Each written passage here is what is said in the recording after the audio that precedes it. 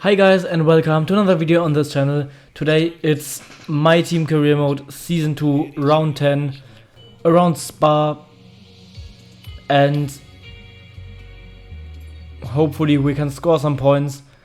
We definitely need them for the Constructors Championship, as we want to secure at least 8th place, but it would be better if we can finish higher up in the standings, because that means more money for our facilities for next season, and more facility upgrades mean a better car because of more resource points and more upgrades we can do. And speaking of upgrades, we're looking to do some upgrades. We only did a major chassis upgrade. We didn't have the resource points for more upgrades. And now we go to the race weekend. It's a sprint weekend, so less practice but more racing. And there in the performance chart you can see we are P9 behind Alpine and Williams, which is not really good. And there you can see in the constructors we are P7 ahead of Alpine, and we definitely need some more points to keep them behind, as we definitely want to do. So as usual, we're skipping through practice and going to qualifying, and I made a big mistake. You can see in the right corner, in the right bottom corner, you can see the red engine symbol, and yes, I forgot to change the engines after practice. So we're running with very worn components, and on a track like Spa, where you need so much straight line speed, that's really bad. We did a purple first sector anyways, but I think most of the other cars went out after us, so they should be faster in the first sector, because like I said, we have very worn engines, which won't help us. And I'll keep them in the car for the sprint, and if we have a bad result in the sprint, I'm gonna change the engines. But if I have a good sprint race and a good position on the grid for Sunday's race, I think I will keep the components in. And then, as we want to go on our second flying lap for qualifying, I went for a wide line through the last corner to get some more speed and get some momentum into the lap, but we invalidated because we went a little bit wide. So now we have to deliver on our last lap, otherwise we will be out. And at the moment we are P22.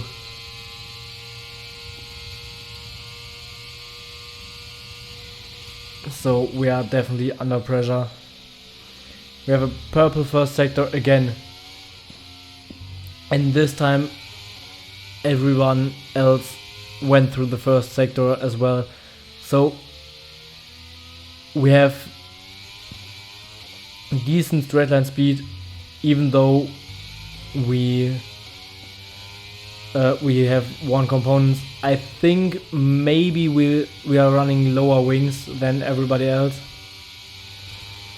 And now in the middle of sector 2 we catch up to the other cars, and they are on an outlap, so they won't be as quick as we are right now. The Red Bull gives us place and runs wide to make space for us, so that's pretty fair. The other Red Bull maybe a little bit on the racing line, but that's okay. Aston Martin giving us space as well. And then the Alfa Romeo, we go around the outside and he goes to the outside as well while we're right next to him, and that cost us a little bit of time through the last corner, and in the end it's P20. But the other cars had one more lap, so in the end it's actually P22. A few thousandths behind our teammate. And yeah, that's probably because of the engines, because they are really worn out. I think at 70 to 80% engine wear. So yeah, that's not really good.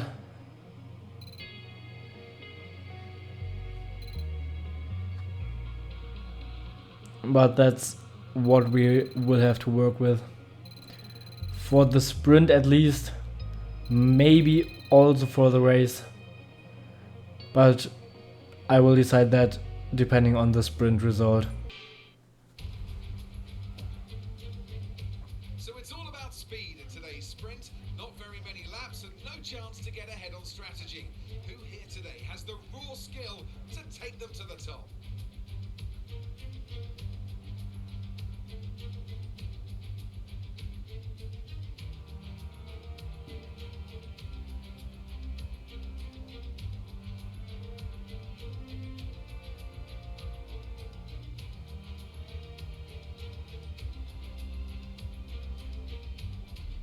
Let's run you through the driver grid order for today's exciting sprint. George Russell will begin today's event in pole position, and Lewis Hamilton completes the front row. Considering the rest of the grid, we have Sainz, Leclerc, Fernando Alonso, Verstappen, Perez, Norris, Gasly, Albon, Ocon, Oscar Piastri, Stroll, Bottas, Tsunoda, Magnussen, Joe, De Vries, Sargent, Fittipaldi, Helga, and the owner driver rounds off the grid. Which of these drivers will get pole position today? We'll soon find out.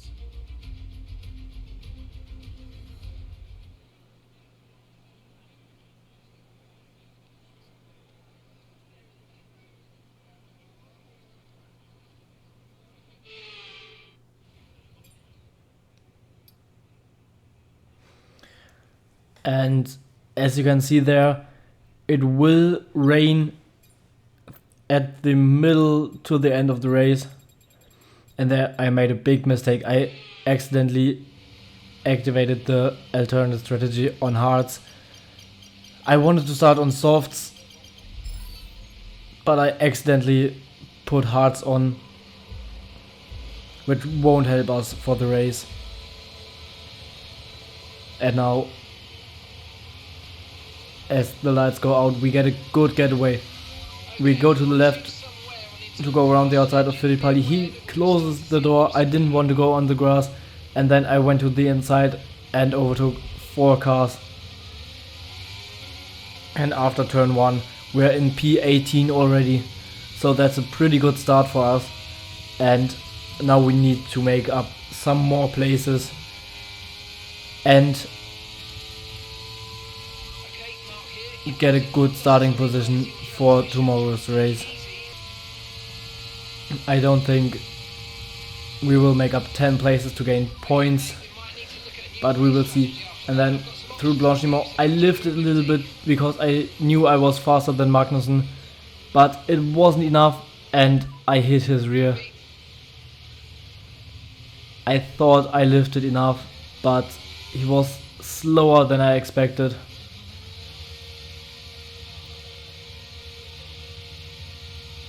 That was a bit unfortunate.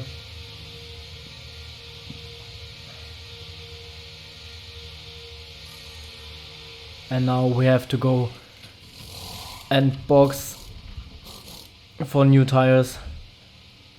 So that's the sprint race pretty much over for us.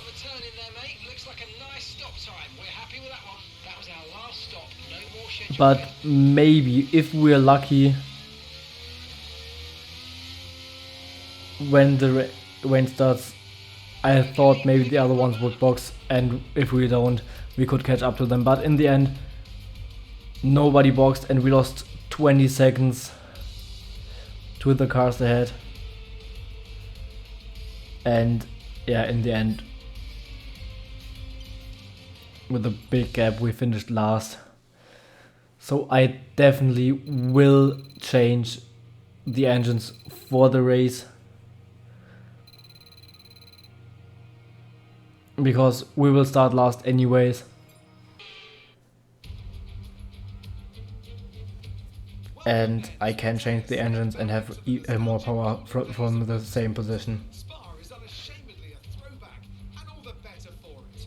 Climbs, drops, sharp turns, chicanes, sweeping high-speed corners, all while taking in some of the most beautiful scenery that Europe has to offer. This might sound like a travel brochure, but it's not. It's a race day.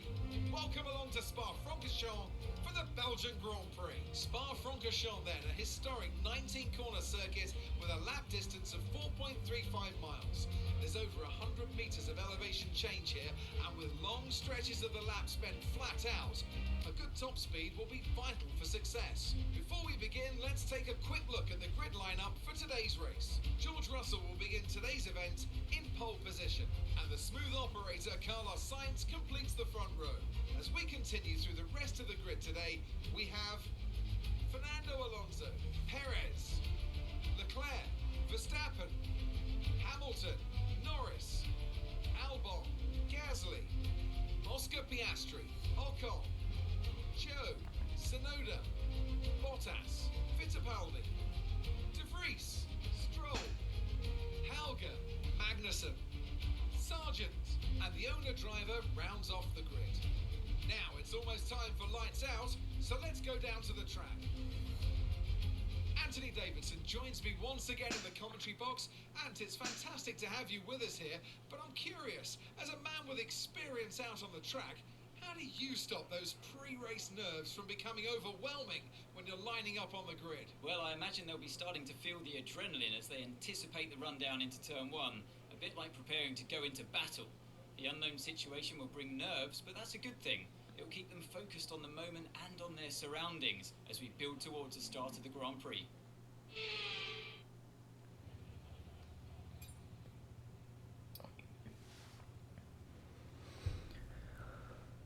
So we start last with new engines, and the strategy is pretty much the same as always this season: soft to mediums or mediums to hard. I decided to go soft to mediums, and hopefully I will be able to pull that off with the tire wear I have on this car. So now we need to get a good start and maybe jump some people right away. And the first getaway is a little bit slow, but then into the first corner everyone goes to the outside, we go to the inside and make up some places, and then because we are 3 wide, De Vries and I touch and our front wing gets damaged.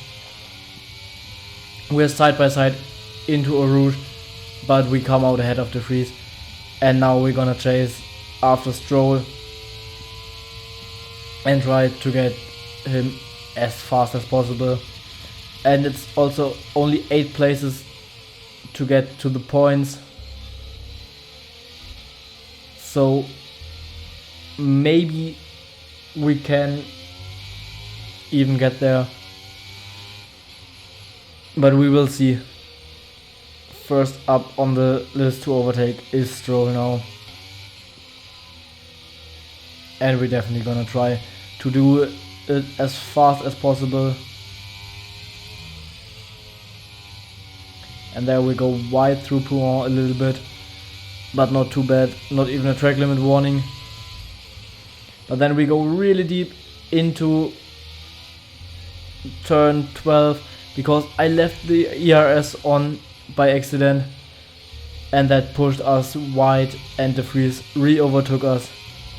So now we have to overtake him again. That start was okay. Now stay alert for threats around you. And then through Blanchimont we get really close and into the bus stop chicane. We go down the inside of De Vries. I thought about going down the inside of Tsunoda, but I decided not to do that because we probably would have damaged our front wing even more. But then into turn 1 I go down the inside of Tsunoda, who is on the mediums, so that's maybe a little advantage for us. And now again side by side with an AlphaTauri through Eau Rouge.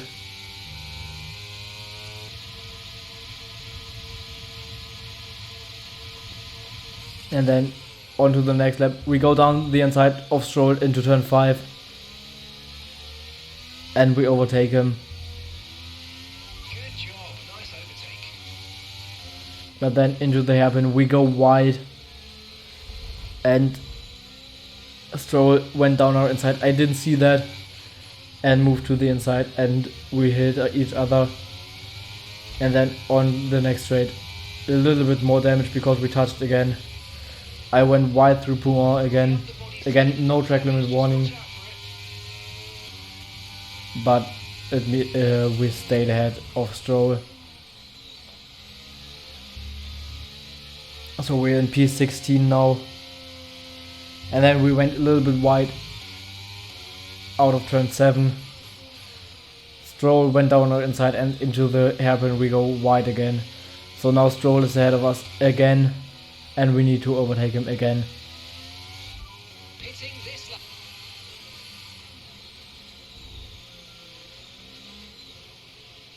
And then at the end of lap 5 I decided to go and box because Russell DNF'd and I hoped for a safety car, which didn't come out.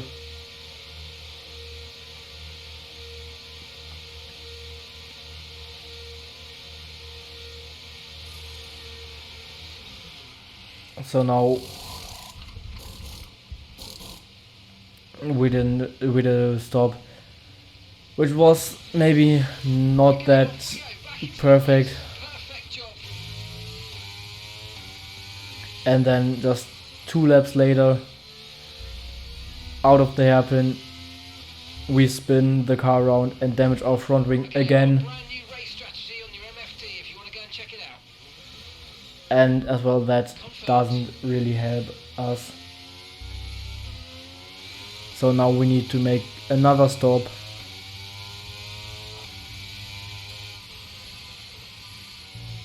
And this time the damage is even worse than the first time. So we're gonna lose even more time. And you can see how deep we go into the corner there because we just locked up.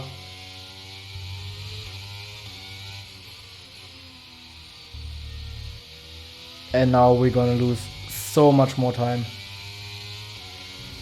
And we go wide through turn, Okay, safety car deployed. Safety car's been I think deployed. 14, Make sure you and we almost catch the pack. end our race really early. But because of that, the safety car comes out, and that gives us another chance because now we can get a new front wing. Our floor unfortunately stays damaged, but we get a new front wing, new tires, and we are with everyone else with no gap. So now we try to get a good restart.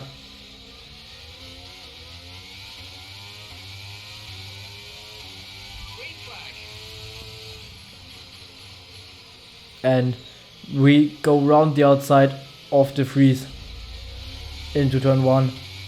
We can't quite overtake him, but then at the exit we have so much more speed. And now we're in P19.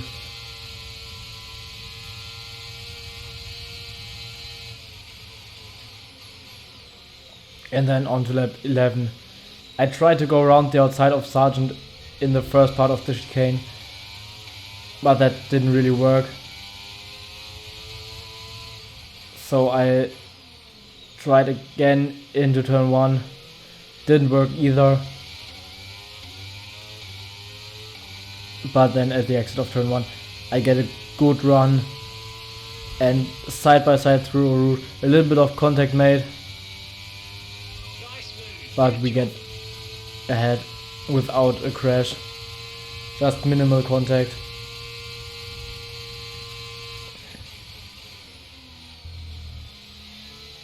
So that's a good overtake.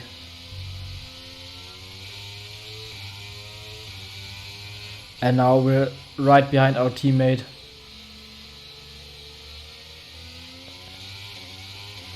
Who is fighting with Joe. So maybe the next two positions are not that far away. I've got some new strategy options if you go and check your MFD. Got that confirmed. And then again, we make the same mistake we made with the battling against the freeze in the first lap. But this time we just Someone's come off ahead of you. brake too late instead of leaving the overtake on. And then you can see there's Bottas going slow, Green flag. Green flag. so we gain another position. Bottas is out of the race, and that could cause a safety car, Okay, information on Bottas. Okay, they're out. but of at this the race. moment it doesn't look like it. Okay, the stewards have now enabled. So now we have to overtake Sargent again. And again we try to go around the outside in turn 1. Didn't really work. And then again through a route we go side by side. I think it was now the 4th or 5th overtake through a route. And then on to the next lap. We are close to Joe and our teammate, and we make it 3 wide. And I actually braked a little bit too late, made a little bit of contact with Joe.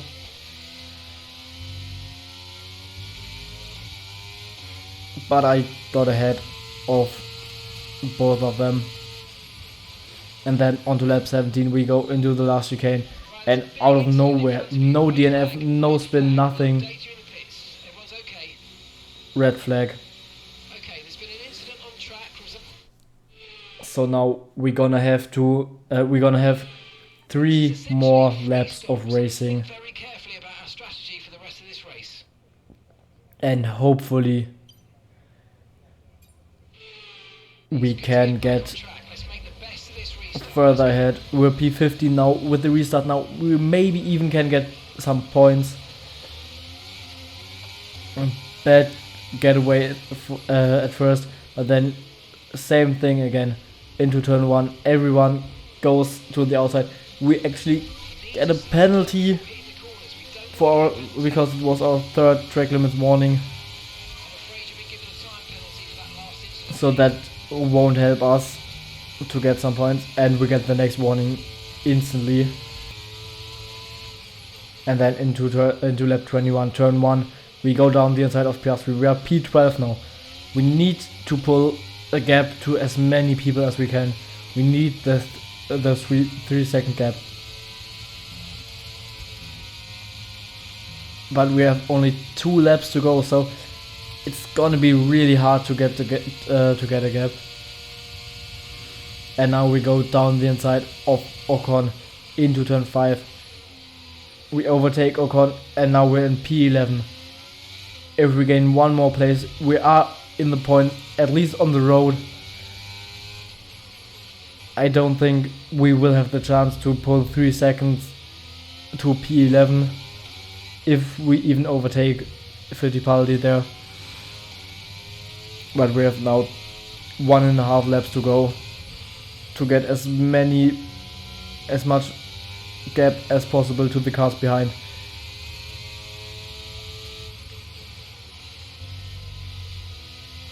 And Ocon is in a faster car than we are, so it's gonna be hard to stay ahead of him. And then through turn 14, Ocon is a little bit slower. He tries to overtake us. I see it too late. I move a little bit, just a little bit, and we touch. And that's our race over in the penultimate lap. And that's really frustrating. So as they climb out of the car, the Red Bull team are ready and waiting to celebrate a thoroughly deserved win. Tell me, Ant, how did they manage to achieve this win? Well, they certainly stood out as a driver with tons of confidence on the track. I think their ability to keep their cool, even during some of the more hectic parts of the race, meant they were able to capitalise on the mistakes of other drivers, giving them the opportunity to make their way to the top spot with ease.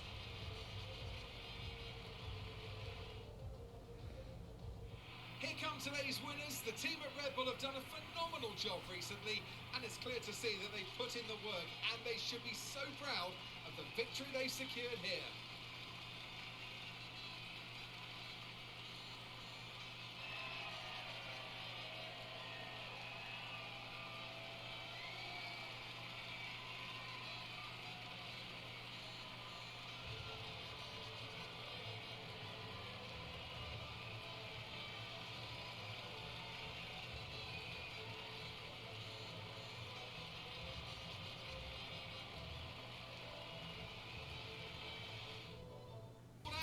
But with more races, So in the end, be sure to join Perez went on to win the race, with more and Formula One. Ocon finished 19th, but Piastri, we were ahead of Piastri and he finished in P11. So we would have been probably around P11 to 13 or something like that in the end if we didn't crash. It was unfortunate, but at least we stay far ahead of the teams behind us in the Constructors' Championship. Doesn't really make it better, but at least we don't lose some points on top of that crash. It was really unfortunate, but yeah, things like that happen. So see you guys next time. Goodbye.